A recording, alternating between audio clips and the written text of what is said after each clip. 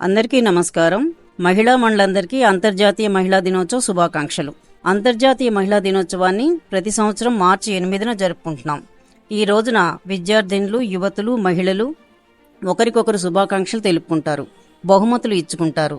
అంతేగాక ఇలా ఎందుకు మహిళల కోసం ఒక రోజు నిర్ణయించుకుని జరుపుకుంటున్నాం, ఈ రోజుకున్న ప్రాధాన్యత ఏమిటి అన్నది తెలుసుకోవాల్సిన అవసరం కూడా ఉంది.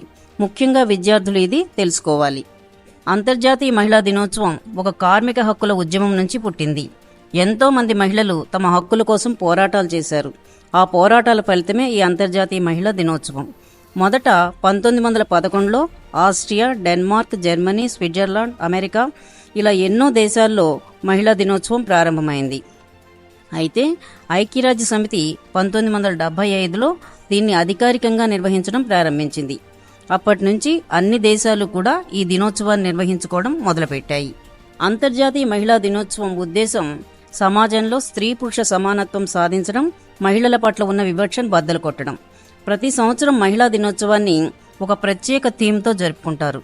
ఈ 2024కి సంబంధించి ఇన్స్పైర్ ఇన్క్లూజన్ అనే థీమ్తో నిర్వహిస్తున్నారు. ఇది మహిళలు ఆర్థికంగా ఎదగడానికి, స్వశక్తితో జీవించడానికి ఉద్దేశించింది. మారుతున్న కాలంతో పాటు మహిళలు కూడా అన్ని రంగాల్లోనూ ఎంతగానో అభివృద్ధి చెందుతున్నారు.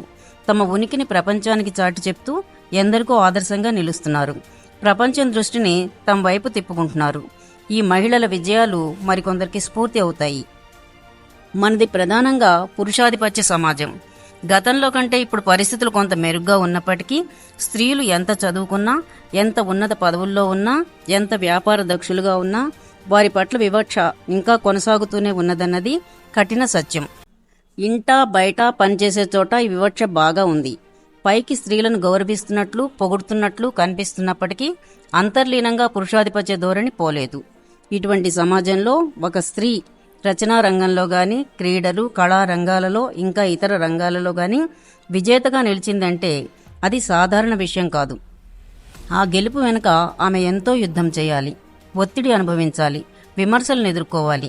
ఇది అర్థం చేసుకుంటే సమాజం స్త్రీలను చూసే దృష్టి విషయంలో ఇంకా ఎంతో మారవలసి ఉందన్న విషయాన్ని గుర్తిస్తాం. ప్రతిరోజు దినపత్రికలను చూస్తే అందులో చదువుకున్నవారు, చదువుతో నిమిత్తం లేని స్త్రీలు సాధించిన ఘన విజయాలు కనిపిస్తాయి. అలా సాధించడం అనుకున్నంత సులభం కాదు. తమ ప్రగతి బాటలో, లక్ష్య సిద్ధిలో ఎదురయ్యే ఆటంకాలను, అడ్డుగోడలను కూలగొడుతూ నిత్యం ప్రతికూల పరిస్థితులతో హోరాహోరీ పోరాడుతూ వారు విజయాలను అందుకున్నారు.